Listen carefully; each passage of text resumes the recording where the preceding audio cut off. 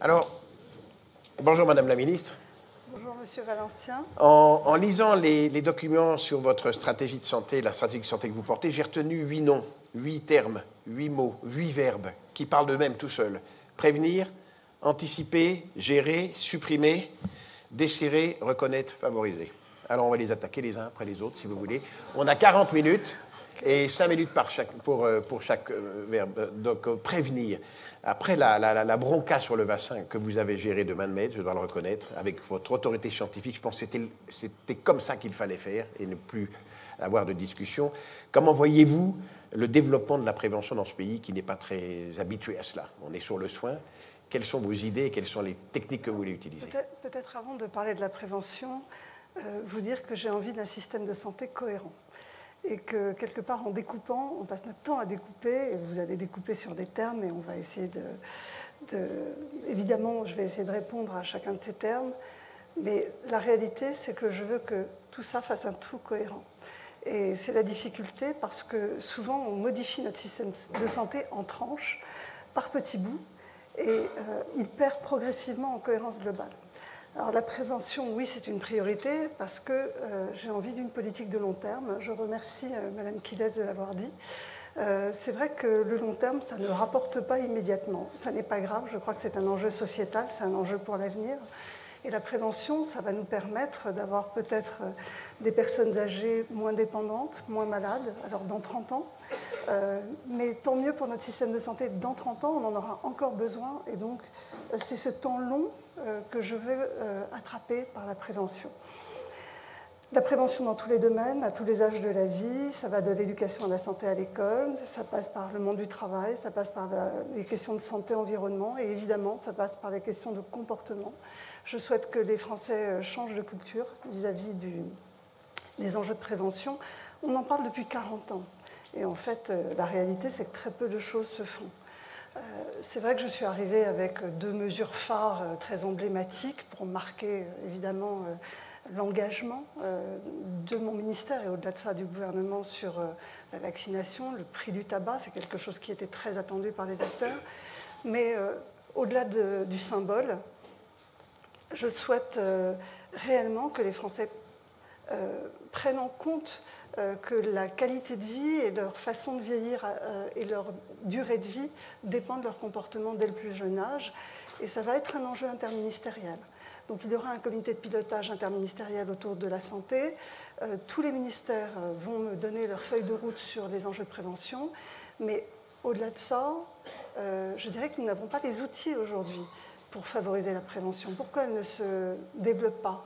Parce que nous avons un système de santé qui est orienté vers le soin. Il a très bien fait son travail. Il a été pensé dans les années 50, à un moment où les maladies aiguës étaient prédominantes. Et donc, rien ne valorise pour les professionnels de santé la prévention. Donc, il y a aussi, pour que cette mesure se mette réellement en œuvre, pour moi, un enjeu de tarification, une nécessité de repenser les tarifications et d'intégrer la prévention dans le parcours de santé des gens. Au même titre qu'on a beaucoup parlé de parcours de soins, je crois que nous devons parler de parcours de santé dès le plus jeune âge, où la dimension prévention est intégrée dans ce parcours, valorisée, et que les professionnels de santé soient incités à s'investir dans ces missions de prévention. Alors, effectivement, en fait, la prévention, ça touche d'abord la personne saine. Mais dans tous les domaines, dans l'entreprise, dans les administrations, dans les écoles, les universités, partout. C'est pour éviter le burn-out, l'obésité naissante, les addictions, les accidents de travail.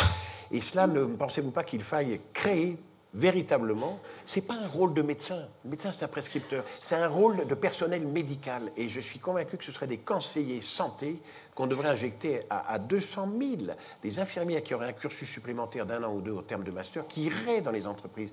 On en parlait hier soir dans la vallée de l'Arve, vous avez des dizaines de petites PME, il y aurait 1 ou 2 conseillères santé qui sera là au quotidien à disposition du personnel, ça changerait complètement les choses. Alors, d'abord, je ne suis pas sûre qu'on puisse dire que les professionnels de santé soient dédouanés de parler de prévention à leurs patients. D'abord, ils sont écoutés par les malades, beaucoup plus que les autorités. Et je pense que toutes les grandes campagnes de prévention faites par le ministère n'ont pas d'impact ou très peu.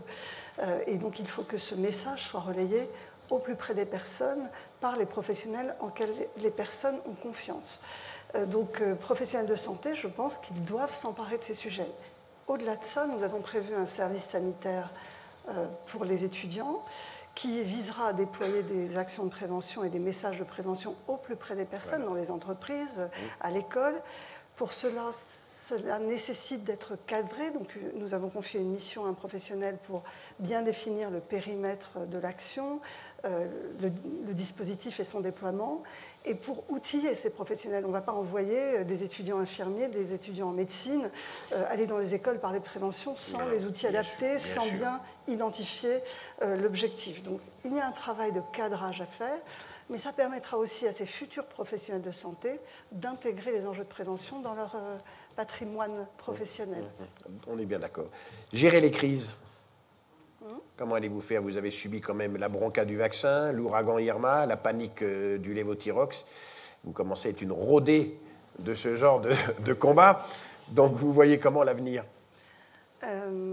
C'est intéressant les crises parce qu'aucune ne se ressemble. Donc on structure progressivement des centres de crise, un modus vivendi d'organisation qui est toujours issu d'une expérience passée et qui a du mal parfois à anticiper ce que pourrait être une crise d'avenir.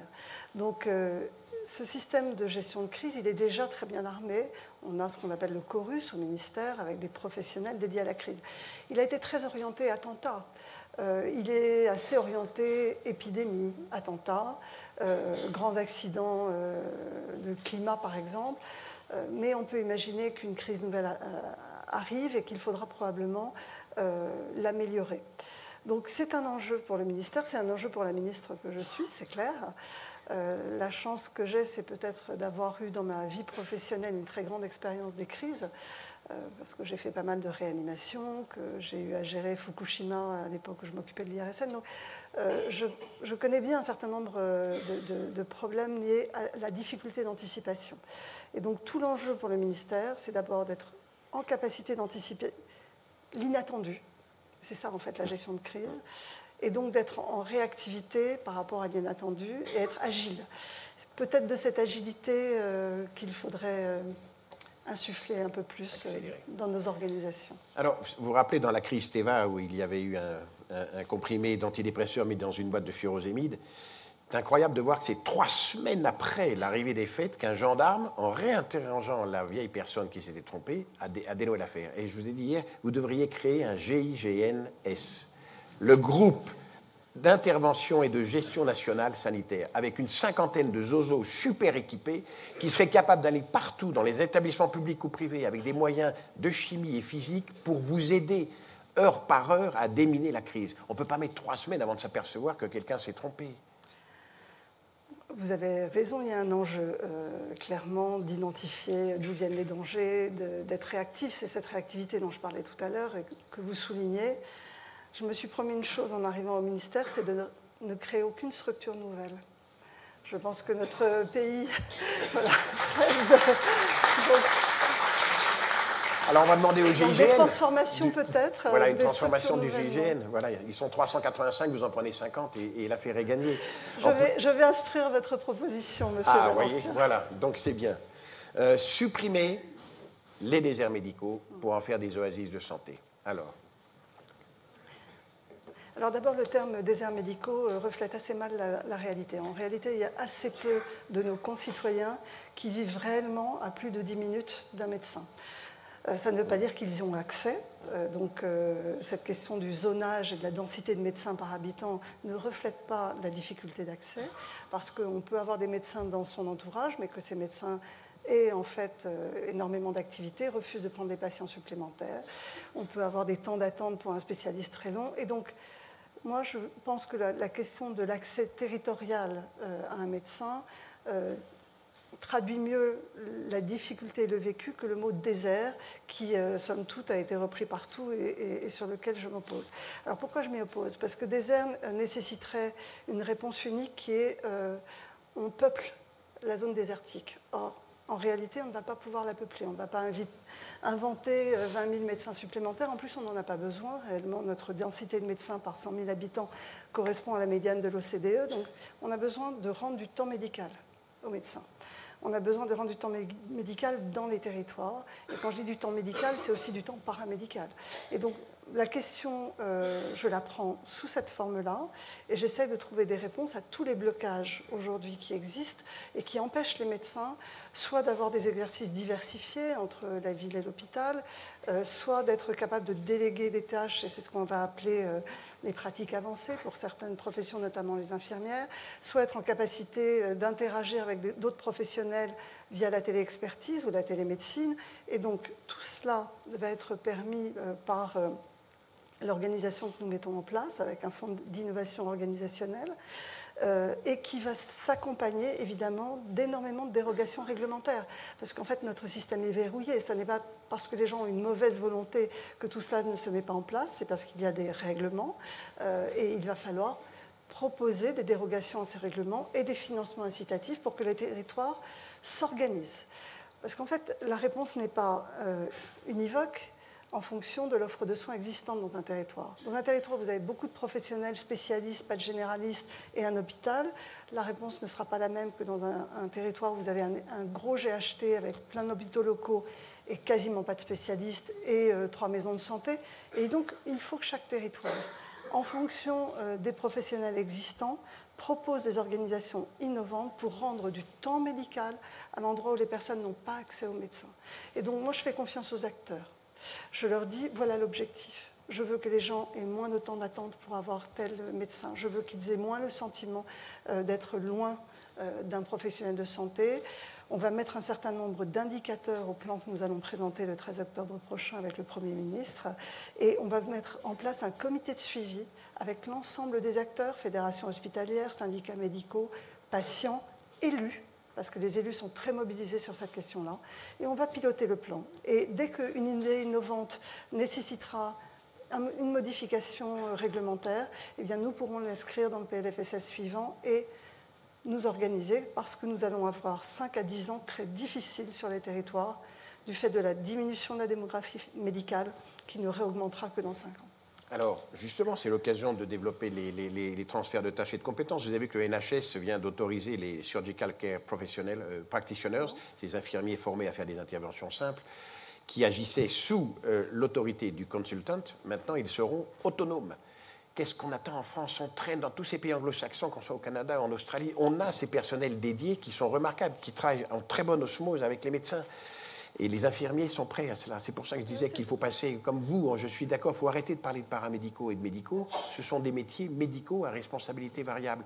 Est-ce qu'on peut aller plus loin et plus vite? Les pratiques avancées visent évidemment à proposer à des infirmières, pour l'instant des infirmières, mais on pourrait imaginer que d'autres professionnels rentrent dans ce dispositif, d'être formés en fait à une tâche qui est jusqu'à présent dévolue à des médecins. Il faut y aller en douceur. Notre système n'était pas organisé avec justement des assistants médicaux, comme c'est le cas aux États-Unis. Donc, je crois qu'il faut un certain temps d'adaptation. Et je suis prudente parce que les médecins sont souvent traités de corporatistes parce qu'ils ne veulent pas déléguer des tâches. Il faut comprendre qu'un médecin aujourd'hui, dans une pratique très contrainte, quand il a du suivi d'une maladie chronique, qu'il connaît par cœur, qui ne demande pas énormément d'attention par rapport à un diagnostic complexe, c'est aussi un moment de pause dans sa journée quand il voit 40 malades en consultation. Et donc, déléguer tout ce qui est facile, entre guillemets, le suivi chronique, et réserver aux médecins uniquement les pathologies complexes, ça nécessite peut-être aussi une bonne valorisation de ce que sont ces consultations complexes. Ça vient d'être accepté dans la convention médicale, et donc ça va permettre aux médecins de prendre le temps de faire ces consultations complexes, alors qu'avant, ils cherchaient à faire de l'activité, et donc toutes les pathologies simples, en fait, étaient utiles dans leur pratique pour avoir des moments de repos, de respiration dans une journée très chargée. Vous voyez, un système de santé, et il faut l'accompagner, ça nécessite du temps. Je pense qu'on va doucement vers des délégations de tâches, en faisant monter les médecins en compétences, mais peut-être en valorisant certaines pratiques pour lesquelles ils étaient peu valorisés jusqu'à présent. Et donc tout ça ne se fait pas juste en décidant par une loi qu'on modifie l'organisation d'un système de santé. Bien entendu. Évaluer pertinence et qualité des soins. Qu'est-ce qu'on fait là? En France, l'évaluation, c'est la sanction. Aux États-Unis, l'assessment, c'est la promotion. Comment on change les esprits? Comment on accepte d'être évalué et de montrer ce que l'on fait? Alors, aujourd'hui, ce qui compte pour moi, alors je ne sais pas si c'est de l'évaluation, ce qui compte pour moi, c'est qu'on réfléchisse collectivement à ce que doit être la bonne médecine et ce qui n'est pas de la bonne médecine. Et j'en ai beaucoup parlé avec beaucoup d'acteurs qui sont dans cette salle aujourd'hui. Je pense qu'on est tous d'accord. La seule façon de décloisonner notre système aujourd'hui, c'est de nous poser la question de ce qui est utile aux malades, collectivement, et pas de penser en termes d'opérateurs. Or, aujourd'hui, du fait de la tarification, chaque opérateur travaille en silo avec l'objectif de faire de l'activité. Nous ne sommes pas capables de réfléchir soins ou très peu parce qu'ils ne sont pas valorisés en tant que tels. Nous ne sommes pas capables de favoriser la pertinence, c'est-à-dire qu'un médecin qui décide, par exemple, aujourd'hui, de ne pas opérer, il n'a aucune valorisation de ce choix stratégique. On est payé quand on va bien. On est payé quand on va bien. Alors voilà, le système là aussi, je crois qu'il faut. C'est une réflexion très lente. C'est aussi un changement de culture.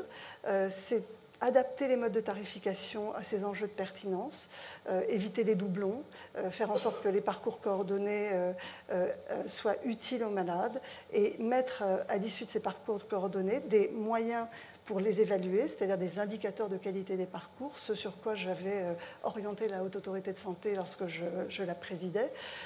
Je crois que c'est très important que la qualité ne soit pas simplement évaluée par l'intérêt des processus, mais bien à l'arrivée par la qualité de vie offerte aux malades, par sa satisfaction et aussi par la pertinence de la prise en charge qui aura eu lieu.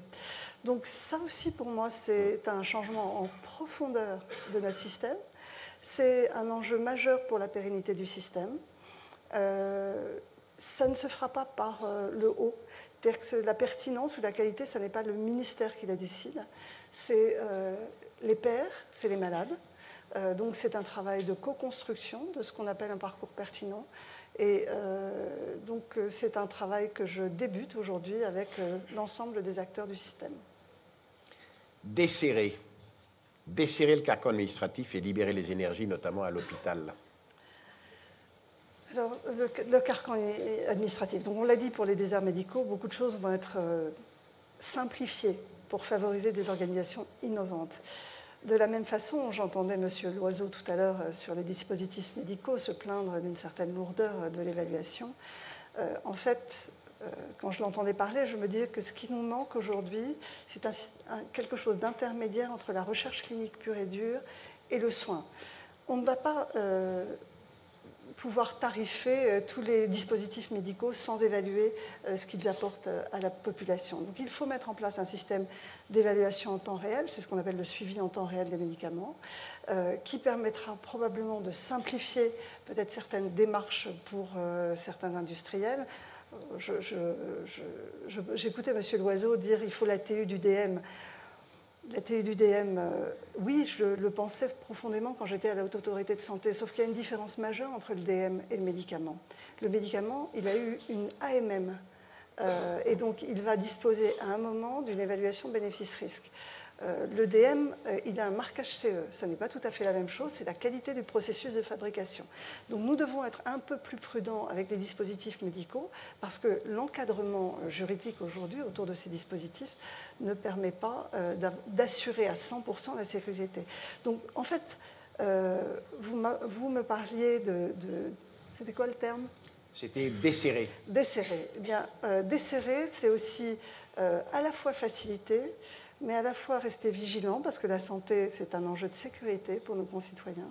Donc rester vigilant au fait qu'à l'arrivée, en desserrant les taux, en simplifiant ce que je dois faire et ce que nous devons faire collectivement, on assure quand même à l'arrivée la même qualité et la même sécurité. C'est le « en même temps » qui est compliqué et que je vais mettre en œuvre. Reconnaître. Comment reconnaître au mieux les établissements de soins privés et les mettre vraiment dans la boucle sans qu'il n'y ait plus ces batailles assassines entre le public ne fout rien et les autres ne gagnent que du fric et vice-versa. Enfin, on reste encore dans Camille et Pépone dans ce pays. Mais en fait, je n'en peux plus de ces oppositions. Sincèrement, depuis que je suis arrivée au ministère, on essaye sans arrêt de me faire dire est-ce que vous êtes plus pour le privé, est-ce que vous êtes plus pour l'hôpital public. En raison de votre passé à l'hôpital, vous êtes plus en faveur de l'hôpital public.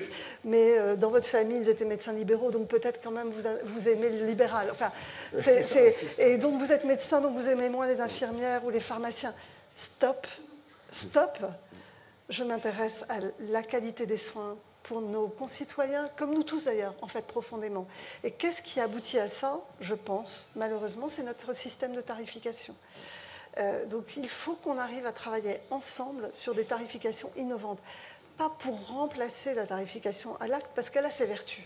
Et pas pour remplacer la T2A, elle a ses vertus. Il faut être évidemment financé pour son activité. Mais il faut aussi qu'on soit capable d'inciter les gens à faire mieux autour de parcours coordonnés, ce qu'on appelle le bundle payment, autour de la pertinence, je l'ai dit. Et donc, toutes ces organisations innovantes, elles ont été financées aux États-Unis, hein, on le connaît, ce sont les ACO. Il faut qu'on y vienne doucement, non pas pour remplacer l'un par rapport à l'autre, mais pour inciter les gens à faire mieux.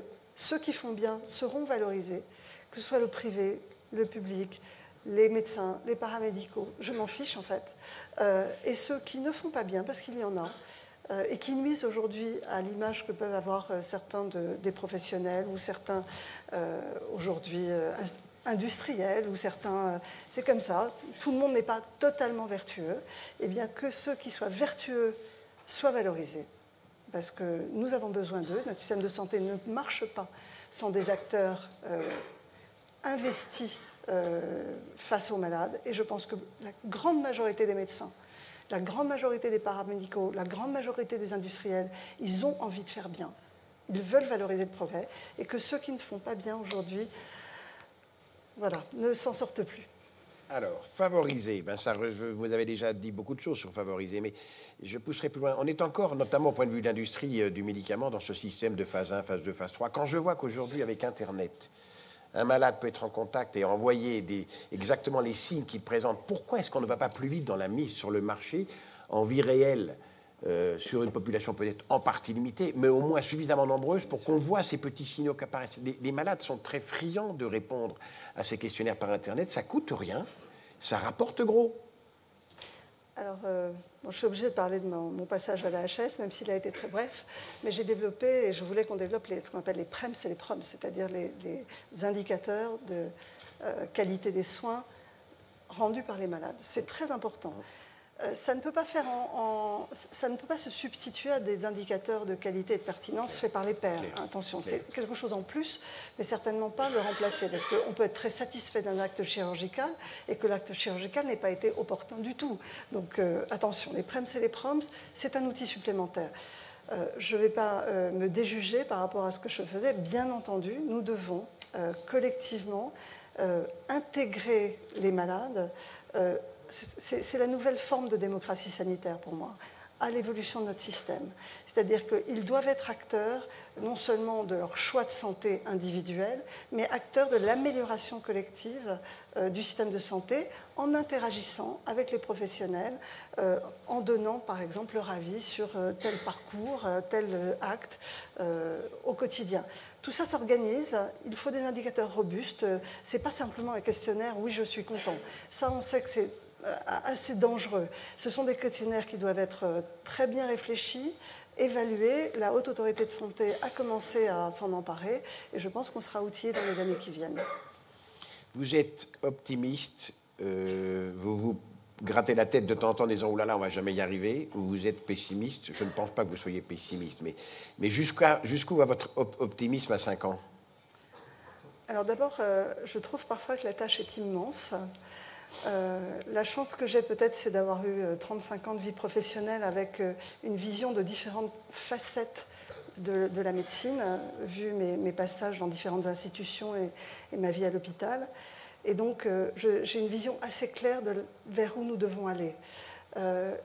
Je suis optimiste parce que je pense que notre société est mûre pour cette transformation. Tout le monde est d'accord pour dire que notre système de santé a été pensé dans les années 50, qu'il est assez inadapté maintenant aux enjeux collectifs du vieillissement, des maladies chroniques bon, voilà, c'est tellement des mots habituels que je vais pas envie de passer 5 minutes, et que nous devons le transformer. Je suis assez optimiste parce que je n'ai pas envie de faire les choses de façon brutale. J'ai envie d'une co-construction et je pense que la méthode payera. Je suis absolument persuadée que l'État doit être garant du résultat. Je pense qu'il faut un État stratège. C'est le rôle que je donne au ministère, d'être capable de définir des objectifs vers où nous devons aller collectivement. Et par contre, je suis contre un État qui plaque des solutions. Je pense que les solutions, nous devons les trouver tous ensemble. Donc je suis en fait très optimiste, même si je pense qu'en 5 ans, ça risque d'être un peu difficile. Mais voilà, bon, un peu juste en temps. Bon, oui, monsieur sera 10 ans. Je suis pas sûre. Et peut-être 15 avec l'Europe, voilà. Vous savez. Voilà. Non, mais je reviens sur la pertinence et la qualité des soins. Quand va-t-on ouvrir la boîte de Pandore ? Quand aurons-nous accès à nos résultats? Il est quand même étonnant de voir dans ce pays qu'on ne sait absolument pas. Je prends la chirurgie que je faisais, la chirurgie urologique. Nous n'avons aucun référentiel national sur le niveau de qualité de nos chirurgiens. Alors on dit que les chirurgiens français sont bons, c'est vrai. Quand on va à l'étranger, on s'en rend compte. Mais on n'a rien. On vit sur du on-dit. Quand est-ce qu'on va ouvrir cette boîte pour savoir? Ça a été énormément évoqué pendant vos 2 jours. Évidemment, c'est la transition numérique et on en est loin. Moi, je suis absolument fascinée, je l'étais déjà avant d'arriver au ministère, mais enfin le ministère, ça ne m'a pas rassurée, sur la fragmentation des systèmes, sur le fait qu'on a laissé fleurir dans les hôpitaux, dans les cabinets libéraux, dans les ARS, dans le ministère, des dizaines de systèmes qui ne sont pas interopérables. On n'a pas eu de vision stratégique sur le besoin et nous sommes incapables aujourd'hui de collecter suffisamment de données de santé, de les partager, d'en tirer des informations dont nous serions propriétaires collectivement, à la fois les professionnels pour améliorer leurs pratiques, je l'ai vu dans certains pays, c'est assez intéressant, et le ministère pour orienter les politiques publiques ou d'autres acteurs. Donc il y a un enjeu aujourd'hui vraiment d'une réflexion stratégique. Nous avons un secrétaire d'État à la transition numérique, Mounir Mahjoubi, qui est extrêmement investi et notamment qui veut faire de la numérisation en santé une priorité de son action. Donc nous y travaillons et nous avons dans le grand plan d'investissement qui a été présenté par le Premier ministre lundi dernier mis une enveloppe autour de 400 millions d'euros dédiée à l'investissement numérique. Ça sera à la fois la numérisation des offreurs de soins, mais à la fois la capacité que nous aurons à tirer bénéfice de ces données de santé en termes d'analyse évidemment de big data et d'algorithmes décisionnels. Et donc ce sera aussi probablement un enjeu pour la valorisation pour nos boîtes de technologie françaises qui ont envie d'investir ce champ de l'intelligence artificielle en santé. Donc moi, mon sujet, je ne suis pas ministre de l'Industrie, ça n'est pas de développer les technologies de santé. Par contre, je suis ministre de la Santé et je pense que d'avoir des données de santé qui nous permettent de mieux prendre en compte la prévention, de mieux intégrer la pertinence, de connaître nos pratiques et d'orienter les politiques publiques, là, je pense que ce sera utile aux malades. Parfait. Alors, on va rentrer juste pour finir dans peut-être pas de façon plus personnelle, mais savoir comment vous travaillez dans ce cadre de gouvernement qui est nouveau, parce que souvenez-vous que Marisol Touraine a vu 3 fois dans le quinquennat le président de la République, et vous m'avez dit 3 fois, 20 minutes. Et vous m'avez dit que le voyez 1h30 très régulièrement. Comment ça se passe entre lui et vous, entre vous et les autres ministres? Ça nous intéresserait parce que c'est nouveau. On le sent bien que ça marche autrement. Vous êtes là avec vos conseillers, on n'a jamais eu ça. Le conseiller du Premier ministre, la conseillère du président sont là. Donc, qu'est-ce qui se passe? Il y a un truc qui marche, il y a un nouveau management. Dites-moi tout. Il y a Juste à moi. Non, je crois qu'il y a une vraie volonté de transformation du pays. Alors après, on peut ne pas être d'accord ou être d'accord avec les options qui sont prises. Il y a une vraie volonté de transformation parce que nous sommes tous à un tournant et nous le ressentons profondément, même si certains peuvent avoir des solutions différentes. Nous sentons l'urgence de la transformation dans un monde extrêmement instable. Il y a donc une volonté de transformation, une volonté d'une nouvelle méthode. La méthode, c'est la transversalité, l'interministérialité. Nous ne sommes pas en compétition, les ministres les uns avec les autres, mais bien en co-construction. Une méthode aussi d'écoute et de travail avec les acteurs de terrain. donc une forme d'humilité par rapport à ce que nous pouvons faire. Nous ne pouvons rien faire sans des acteurs investis. Et ça nécessite effectivement de se parler beaucoup. C'est ce que nous faisons. C'est ce que vous faites entre vous. Alors, on va ouvrir, on a encore 10 minutes juste, parce que je sais que vous devez partir prendre l'avion pour La Réunion et Mayotte, à moins le quart, et j'accepte peut-être que vous pourrez, si certains ou certaines d'entre vous veulent poser une question à Madame Buzyn. On aurait un micro. Qui veut intervenir ou pas? Personne ne veut rien dire. Non, c'est pas vrai, ça. Vous avez un micro? Bonjour Madame la Ministre. Oui. Ce ne sera pas une question, c'est un remerciement de confrères pour vous dire merci pour votre prise de position pro-vaccination. Merci. Voilà. Ah, merci beaucoup.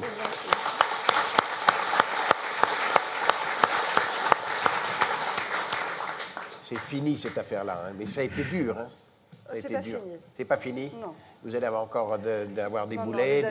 Les attaques sont nombreuses et c'est difficile de replacer la rationalité dans le débat aujourd'hui.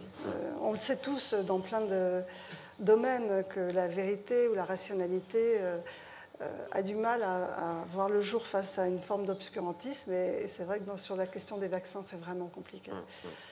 Voilà. Je veux rassurer tout le monde. Je crois que j'ai un message clair maintenant et diffusez-le.